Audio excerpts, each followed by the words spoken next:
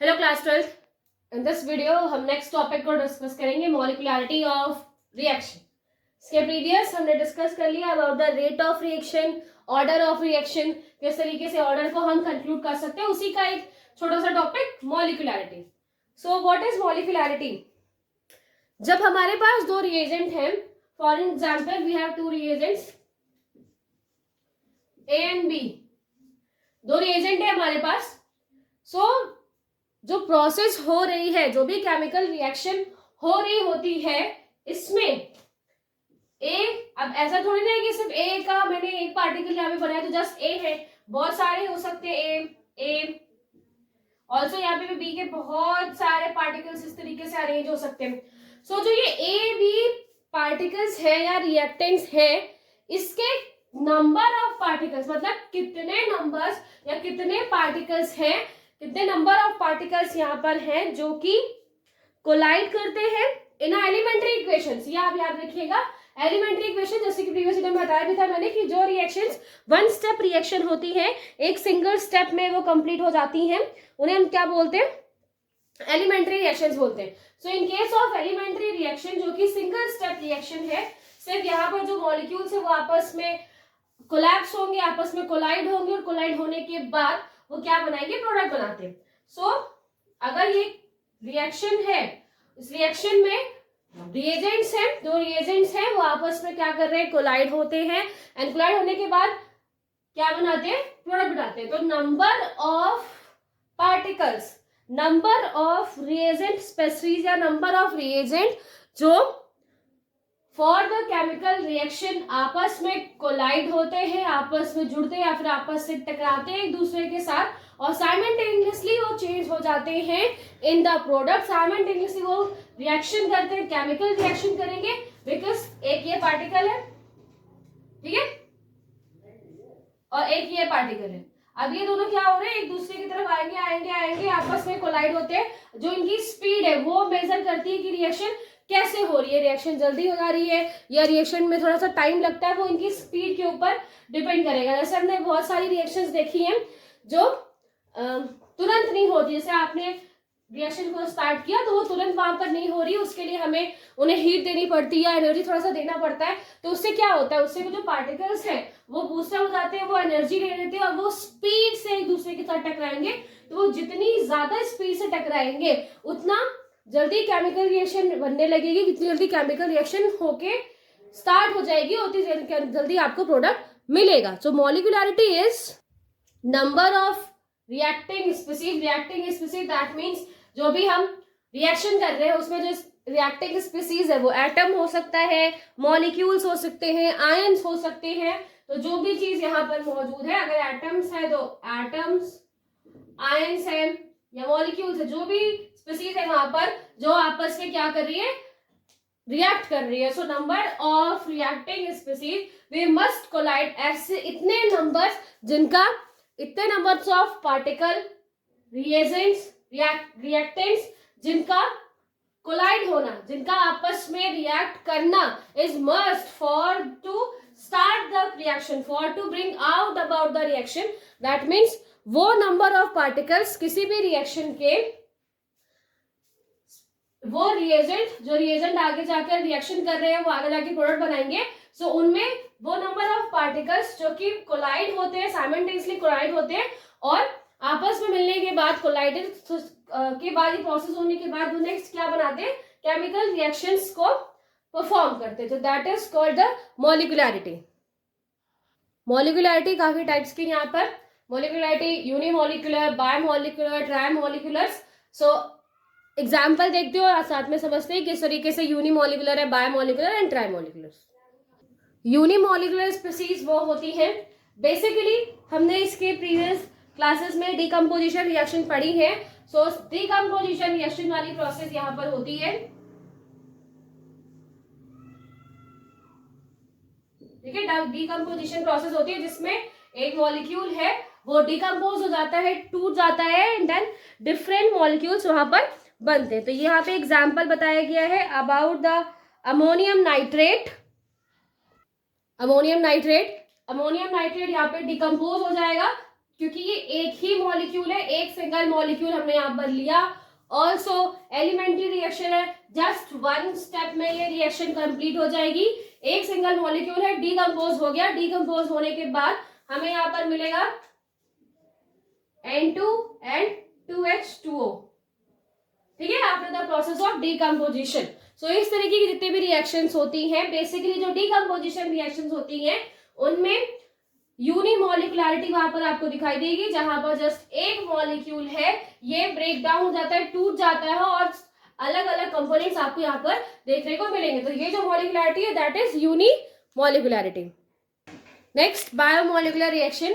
In this reaction two molecules, जो भी reagent हम यूज कर रहे हैं वो दो रिएजेंट हो या जो भी एक रिएजेंट है, तो अगर जैसे एग्जाम्पल यहाँ पर आपको दिखाई दे रहा है 2HI, ठीक है, ये हम रिएक्शन देख रहे हैं इन हाइड्रोजन आयोडाइड और ये कन्वर्ट हो जाएगा after the reaction in H2 and I2। सो ये क्या है, बायोमोलिकुलर रिएक्शन, जहां पर दो मोल्स आए हैं किसके, HI के, HI और एक और HI। अब ये HI आपस में क्या हो जाते हैं, आपस में ये कोलाइड करेंगे, आपस में कोलैप्स होंगे, आपस में टकराएंगे, कोलिजन होगा इनसे, और कोलिजन के वजह से साइमल्टेनियसली क्या होगा, जो प्रोडक्ट है वो यहाँ पर बन जाएगा, that is H2 and I2। Because यहाँ पर 2 मोल्स हम यहाँ यूज कर रहे हैं, 2 मोल्स हमने यहाँ पर यूज किया। वो जरूरी नहीं है कि ऑलवेज डिफरेंट ही हो, सेम भी हो सकते हैं। तो यहाँ पर एक ही रिएजेंट है लेकिन उसके 2 मोल्स यूज किए हुए हैं और वो आपस में कोलाइड करते हैं, आपस में एक दूसरे के साथ टकरा रहे हैं, आपस में एक दूसरे के साथ कोलिजन कर रहे हैं, एंड आफ्टर द रिएक्शन हमें प्रोडक्ट मिलता है। तो this type of reaction is called bimolecular reaction. Next, trimolecular reaction, ऐसे रिएक्शन जिसमें 3 मॉलिक्यूल्स है, 3 मॉलिक्यूल्स है ऑफ रिएजेंट आपस में कोलाइड होते हैं, एंड देन न्यू प्रोडक्ट आपको यहाँ पर देखने को मिलेगा। फॉर एग्जाम्पल 2NO, ठीक है, दैट मीन्स NO के कितने मॉलिक्यूल हमने यहाँ पर यूज किए हैं, 2, और ये किसके साथ रिएक्शन करेगा, विद ऑक्सीजन। ये रिएक्शन करेगा विद ऑक्सीजन और हमें क्या बना के देगा, ये बना के देगा 2NO2।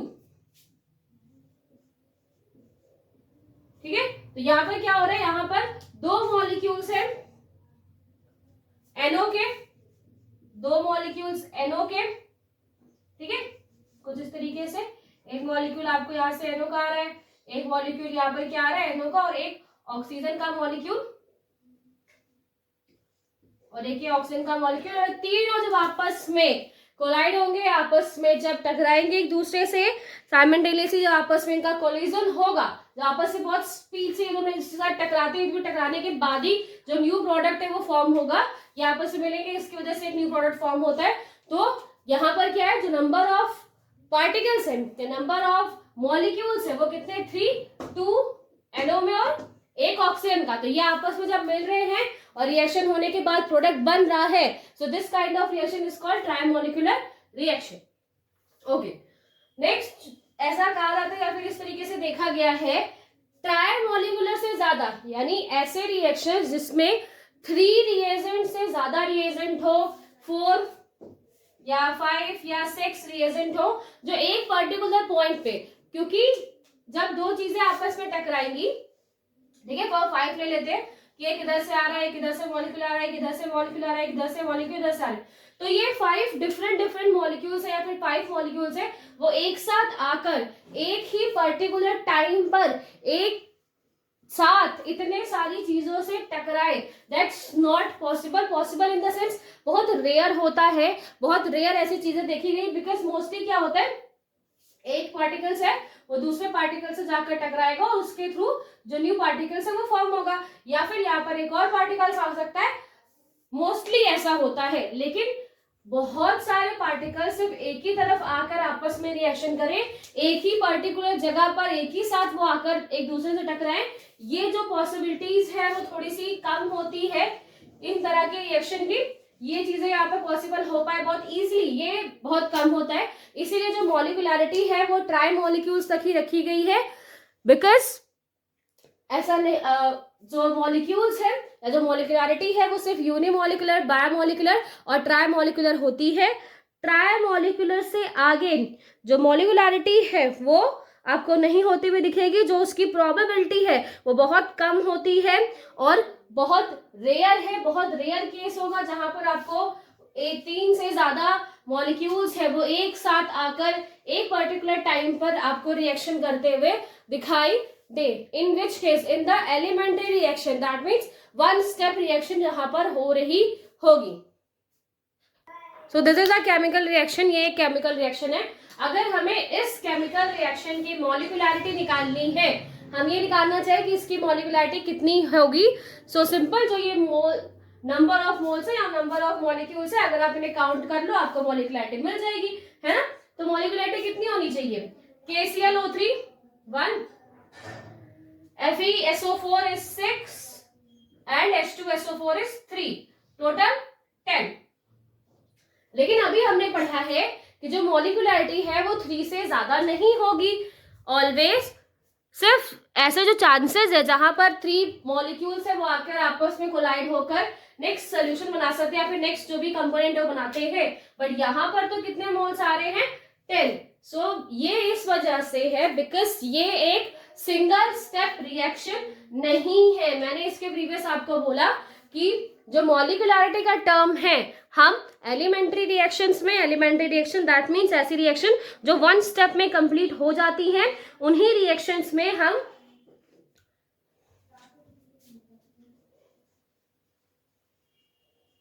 एलिमेंट्री रिएक्शंस में, दैट मीन्स ऐसी रिएक्शन जो वन स्टेप में कंप्लीट हो जाती हैं, उन्हीं रिएक्शंस में हम बहुत इजीली आइडेंटिफाई कर सकते हैं मॉलिक्युलरिटी को। वन स्टेप रिएक्शन में आप मॉलिक्युलरिटी बहुत अच्छे से निकाल सकते हैं, बट इन ऐसी रिएक्शंस जो है यहाँ पर, ये कैसे होती है, कॉम्प्लेक्स रिएक्शन है, मल्टीपल स्टेप होते हैं इसके, यहाँ पर बहुत सारे स्टेप्स होंगे। ये कैसी है, मल्टीपल स्टेप है, इनमें आपको मल्टीपल स्टेप्स मिलेंगे। पहले ये इससे मिल रहा है, फिर वो उस तरीके से चेंज हो रहा है। सो बहुत सारे स्टेप्स यहाँ पर मौजूद है, इसीलिए इसका जो रेट ऑफ रिएक्शन है वो, जो बैलेंस रिएक्शन आपको यहाँ पर दिखाई दे रही है, उसको उसके थ्रू हम पता नहीं कर सकते, उसकी मॉलिक्युलरिटी हम इस तरीके से पता नहीं कर सकते। रीजन क्या है कि ये कॉम्प्लेक्स रिएक्शन है, एक मल्टीपल स्टेप रिएक्शन है। तो अब अगर हमें इसकी मॉलिक्युलरिटी बतानी है तो वो हम कैसे बताएंगे। अभी जो रिएक्शन मैंने लिखी थी प्रीवियस, और मैंने आपको इस साथ ही बताया था कि मल्टीपल स्टेप रिएक्शन है। सो कुछ उस रिएक्शन को नहीं मैं उतना डिटेल ले रही हूँ, सिर्फ एक स्टेप बताते हैं नॉर्मल। एक रिएजेंट, वो दूसरे दिन ए बी से उसने रिएक्शन की, स्टेप फर्स्ट में क्या हो रहा है, ए ने बी के साथ रिएक्शन करा और कुछ प्रोडक्ट यहाँ पर बना, ठीक है, या फिर कुछ एक इंटरमीडिएट सब्सटेंस यहाँ पर कुछ बनता है, ये वापस से जाकर ए के साथ रिएक्शन कर सकता है, देन कुछ और यहाँ पर एक कंपाउंड बनेगा, देन ये सेकंड स्टेप हो गया आपका, एंड देन थर्ड स्टेप ये डी बी के साथ रिएक्शन करके इंटरमीडिएट कंपाउंड बना सकते हैं, फिर कुछ भी बना सकते हैं। आफ्टर द फोर्थ स्टेप, अगर इंटरमीडिएट कंपाउंड्स है, इंटरमीडिएट है, ज्यादा देर तक ये स्टेबल नहीं रहेंगे, ये वापस से रिएक्शन करेंगे और कन्वर्ट हो जाएंगे इन अवर फाइनल प्रोडक्ट। ये क्या है, हमारा फाइनल प्रोडक्ट। लेकिन इस फाइनल प्रोडक्ट तक आने के लिए हमें बहुत सारे स्टेप्स करने पड़ते हैं। सो जो ऐसे रिएक्शंस होती हैं जिनमें मल्टीपल स्टेप्स होते हैं, तो उन मल्टीपल स्टेप्स की मॉलिक्युलरिटी फाइंड करने के लिए हमें उस स्टेप को देखना होता है जो सबसे स्लोवेस्ट स्टेप है, जो कैसा हो, स्लोवेस्ट स्टेप हो। इन सारे स्टेप्स में कोई एक ऐसा स्टेप है जो बहुत स्लो है या जिसको होने में बहुत ज्यादा टाइम लगता है। सो जो स्टेप होता है, फॉर एग्जांपल हम इस थर्ड वाले स्टेप को मान लेते हैं कि ये स्लोवेस्ट स्टेप है, ये इस स्टेप को कंप्लीट होने में, ठीक है, इस स्टेप को कंप्लीट होने में बहुत ज्यादा टाइम लग रहा है, और जो ये स्टेप्स है ये बहुत फास्ट है, बहुत फ्रीक्वेंटली हो जा रहे हैं, ठीक है। तो जो इसकी मॉलिक्युलरिटी है वो इन दोनों के ऊपर डिपेंड करेगी। जितने मोल्स अब यहाँ पर यूज किए गए हैं ये बताएगा रिएक्शन की मॉलिक्युलरिटी, या फिर ऐसा जरूरी नहीं है कि थर्ड स्टेप, आप कोई भी स्टेप यहाँ पर स्लोवेस्ट स्टेप हो सकता है। जैसे अगर आपको याद हो, आपने जो हेलोएल्केन्स, एरीन्स, अल्कोहल वाले चैप्टर्स पढ़े हैं, उनमें कुछ ऐसी रिएक्शंस थी जिनकी जो फर्स्ट स्टेप है वो काफी स्लो होता है, वहां पे इनफैक्ट मेंशन भी किया होता है कि that is the slow step reaction, बहुत स्लो हो रही है, तो जो स्लोवेस्ट स्टेप है वहां पर वही इस पर्टिकुलर रिएक्शन की मॉलिक्यूलरिटी को डिफाइन करेगा। और क्यों? बिकॉज ये एक मल्टीपल स्टेप रिएक्शन है, हम इन सब में को काउंट करके इस प्रोडक्ट को नहीं निकाल सकते, बट जो स्लोवेस्ट स्टेप है वो रेट डिटरमाइनिंग स्टेप होता है, वही हमें इस रिएक्शन का रेट बताता है। ठीक है, ये कब हम अप्लाई करेंगे? In complex reaction. Let's consider one more example. एक और एग्जांपल हम यहां पर देख रहे हैं जिसमें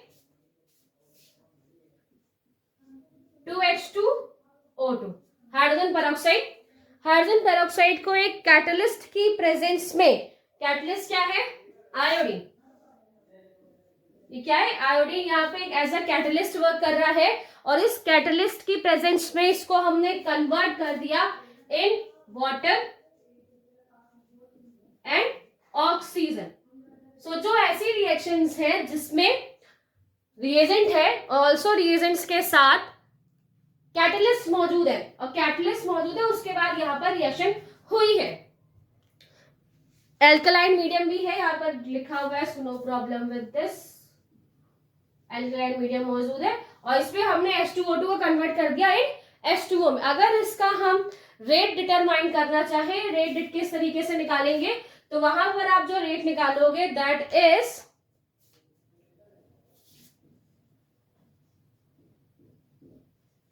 ठीक है माइनस, क्योंकि हम रिएजेंट्स की बात कर रहे हैं, H2O2, ठीक है, H2O2 विथ अपॉन dt। सो इस तरीके से क्या कर सकते हैं, हम इस पर्टिकुलर रिएक्शन का रेट निकाल सकते हैं। बट हमने यहाँ पर कैटलिस्ट को भी यूज किया है, और कैटलिस्ट को आप यूज कर रहे हो तो that means one step reaction ये है नहीं। यहाँ पर जो रेट, पहली जो रिएक्शन हुई है फर्स्ट टाइम, उसका जो रेट ऑफ रिएक्शन होगा वो एक्चुअली में क्या होगा, दैट इज के H2O2 and I also, because यहाँ पर क्या है, जो I यहाँ पर यूज किया है active mass of H2O2 and active mass of I, because ये एज अ कैटलिस्ट वर्क कर रहा है। और जब रिएक्शन स्टार्ट होती है, जब रिएक्शन स्टार्ट होगी तो फर्स्ट रिएक्शन में ये इसके साथ कंबाइन करेगा, आफ्टर दैट जो ब्रेक होगा और न्यू प्रोडक्ट बनेगा। सो इस तरीके की जो रिएक्शंस होती हैं जिनमें कैटलिस्ट का यूज किया जाता है, तो वहां पर आपको एज अ रिएजेंट कैटलिस्ट को भी यूज करना है, और इसका जो इस रिएक्शन का रेट है वो दोनों पर ही डिपेंड करेगा, H2O2 जो कि रिएजेंट है और ऑल्सो जो कैटलिस्ट हम यूज कर रहे हैं, दोनों पर उसका इम्पैक्ट पड़ेगा। These are the steps of this reaction. मैंने आपको ये जो रिएक्शन लिखी है इसके स्टेप्स लिखे। Step first, step second. तो दो स्टेप्स यहां पर आपको बताए गए। जो ये दो स्टेप्स हैं, इनमें से जो फर्स्ट स्टेप है that is the slow step. ये कैसा है? एक स्लो स्टेप है। और मैंने अब जैसे कि अभी आपको बताया था कि अगर हमारी रिएक्शन मल्टीपल स्टेप की रिएक्शन है जिसमें एक से ज्यादा स्टेप फॉलो हो रहे हैं, उन स्टेप में जो सबसे स्लोवेस्ट स्टेप है, सबसे स्लो स्टेप जो होगा वही रेट डिटरमाइनिंग स्टेप होता है, और वही हमें मॉलिक्यूलरिटी बताएगा। तो अगर सिर्फ इस स्टेप को आप मेजर करो तो उसका जो रेट है वो क्या होगा, रेट इज इक्वल टू के H2O2 एंड I। बिकॉज हमने क्या बोला कि जो स्लोवेस्ट रिएक्शन है या जो स्लोवेस्ट स्टेप है वही हमें रेट आइडेंटिफाई करता है, वही हमें रेट के रिएक्शन के रेट और रिएक्शन की मॉलिक्यूलरिटी बता रहा है। और इसी स्टेप को जब हम ध्यान में रखेंगे तब हमें उसे उसकी मॉलिक्यूलरिटी मिलेगी। अगर हम इसके बेसिस पे अगर के को निकालते तो मुझे H2O2 के आगे 2 लगाना चाहिए था, ये ऊपर जो है यहाँ पे 2 लगाना चाहिए था। बहुत बच्चों के दिमाग में चीज आई भी होगी कि ये मैम ने नहीं लगाया, बट मैंने यहाँ पे इसलिए यूज नहीं किया बिकॉज फर्स्ट ऑफ ऑल जो रेट ऑफ रिएक्शन का प्रोस्पेक्ट है, मैंने जैसे पहले भी आपको बताया कि वो एक एक्सपेरिमेंट वैल्यू है। आपको एक्सपेरिमेंट करने के बाद, देखने के बाद आप उनके अकॉर्डिंग रेट को आइडेंटिफाई करते हो। सिर्फ एक रिएक्शंस को देखकर आप नहीं बता सकते। और ये रिएक्शन कैसी है? मल्टीपल स्टेप रिएक्शन है। अगर सिंगल स्टेप रिएक्शन है तो हम फिर भी उसे बता सकते हैं, बट मल्टीपल स्टेप रिएक्शन में हमें पहले वो स्टेप आइडेंटिफाई करना है जो स्लो है, और उस स्लो की जो भी मॉलिक्यूल्स है उनके अकॉर्डिंग हम रेट ऑफ रिएक्शन और मॉलिक्यूलरिटी को निकाल सकते हैं। और अगर हम ओवरऑल रिएक्शन यहां से देखें, सो आई एंड आई, ये आई से कट जाएगा, ये आई से कट जाएगा, और इन शॉर्ट हमें जो ओवरऑल रिएक्शन मिलेगी that is 2H2O gives 2H2O, ये 2H2O2 था, 2H2O, और क्या से मिलेगा आपको साथ में ऑक्सीजन। तो ये रिएक्शन आपको मिल रही है वापस जब हम ओवरऑल रिएक्शन निकाल के देख रहे हैं। बट ये जो रिएक्शन है वो मल्टीपल स्टेप रिएक्शन है। मल्टीपल स्टेप्स को जानना जरूरी है, और स्टेप्स में भी जो स्लोवेस्ट स्टेप है वही बताता है हमें अबाउट द मॉलिक्यूलरिटी। नाउ अभी हमने यहाँ पर दो चीजें देखी, the rate and the molecularity, और वो किस तरीके से एक दूसरे से रिलेटेड है। सो अभी हमने यहाँ पर इस वीडियो में पढ़ा अबाउट द मॉलिक्यूलरिटी, एंड इसके प्रीवियस हम ऑर्डर ऑफ रिएक्शन को पढ़ चुके हैं। कुछ चीजें हैं जो इन दोनों में सेम है, बट थोड़ी थोड़ी डिफरेंस भी है, वो आपको यहाँ पर पढ़ना है। फर्स्ट पॉइंट, ये दोनों ही जो फिनोमेनन यहाँ पे जो दोनों एस्पेक्ट हमने यहाँ पर पढ़े about the order of reaction and molecularity, दोनों कैसा एक्सपेरिमेंटल वैल्यू है। आपको एक्सपेरिमेंट क्वांटिटी के अकॉर्डिंग यहाँ पर वर्क करना है। हम थ्योरेटिकल बिल्कुल नहीं चल रहे कि एक थ्योरी वाइज बता दिया गया है कि ए है, ये बी से मिलेगा तो ऑलवेज ए बी ही बनेगा, और ये भी डिसाइडेड है कि इसके सिर्फ 2 मॉलिक्यूल्स है, इसके 2 मॉलिक्यूल्स, इसके आगे कुछ नहीं हो सकता। So it's not possible. हम जब एक्सपेरिमेंट कर रहे हैं, एक्सपेरिमेंट करने के दौरान किस तरीके से चीजें होती है उनका ऑब्जर्वेशन करने के बाद ऑर्डर ऑफ रिएक्शन बताते हैं, और उसके साथ साथ मॉलिक्यूलरिटी। तो ये दोनों में सिमिलैरिटीज है, दोनों ही कैसी है? एक्सपेरिमेंटल वैल्यूज है, एक्सपेरिमेंट पे बेस्ड चीजें हैं। नेक्स्ट, जो ऑर्डर ऑफ रिएक्शन है, ठीक है, जो ऑर्डर ऑफ रिएक्शन है, जैसे मैंने प्रीवियस वीडियो में बताया था कि वो 0 हो सकता है, बिल्कुल 0 हो सकता है, ऑफ कोर्स फ्रैक्शनल वैल्यू भी वहां पर आ सकती है, और इनफैक्ट नेगेटिव वैल्यू भी आपको देखने को मिलेगी, in which case in order of reaction. But in the molecularity, in molecularity हम कभी भी 0 वैल्यू, यहां पर 0 या फ्रैक्शन या फिर नेगेटिव वैल्यू आपको कभी भी नहीं मिलेगी, यहां पर नहीं मिलेगी। ऑर्डर ऑफ रिएक्शन में देखा था कि हमें ऑर्डर ऑफ रिएक्शन में बेसिकली जो एक्स वाई थे या जो एक्सपोनेंट होते हैं उनको सम करना होता है। तो वो सम करने पर नेगेटिव भी आ सकता है, फ्रैक्शनल भी आ सकता है, 0 भी आ सकता है, ऑर्डर ऑफ रिएक्शन हो सकता है। बट मॉलिक्यूलरिटी कभी भी 0 नहीं होगी, फ्रैक्शन में नहीं आएगी, और ना ही नेगेटिव रिस्पॉन्स या नेगेटिव वैल्यू उसकी आपको मिलेगा। दूसरा, जो ऑर्डर ऑफ रिएक्शन है ये दोनों पर ही एप्लीकेबल होता है।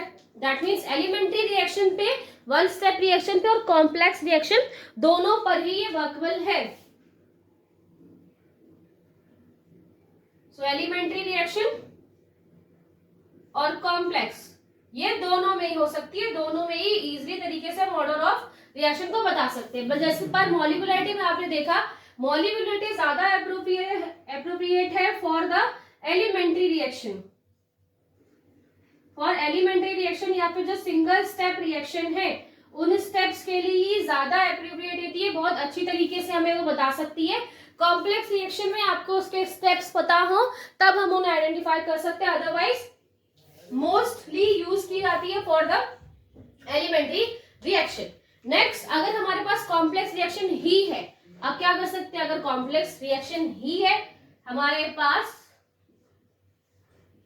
इन केस ऑफ कॉम्प्लेक्स रिएक्शन, यहां पर भी कॉम्प्लेक्स रिएक्शन है और यहां पर भी हमारे पास एक कॉम्प्लेक्स रिएक्शन है। एक कॉम्प्लेक्स रिएक्शन का आपको ऑर्डर ऑफ रिएक्शन निकालना और उसी कॉम्प्लेक्स रिएक्शन का आपको मॉलिक्यूलरिटी निकालनी है। तो ये दोनों ही मेजर किए जाते हैं by the slowest step.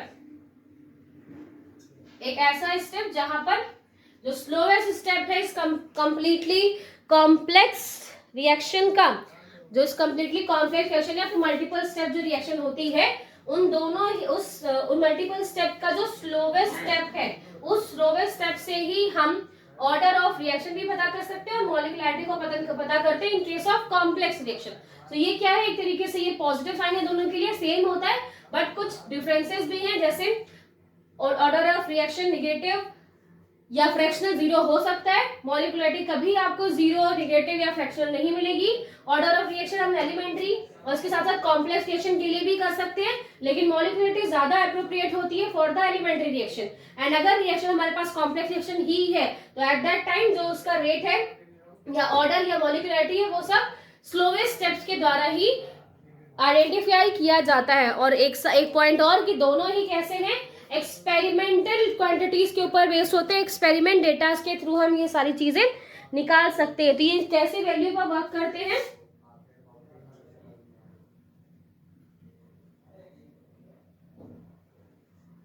Experimental value पे दोनों ही चीजें डिपेंड है, एक्सपेरिमेंट के थ्रू हम ये सारी चीजें पता करते हैं। तो आज हमने डिस्कस किया अबाउट द मॉलिक्युलैरिटी।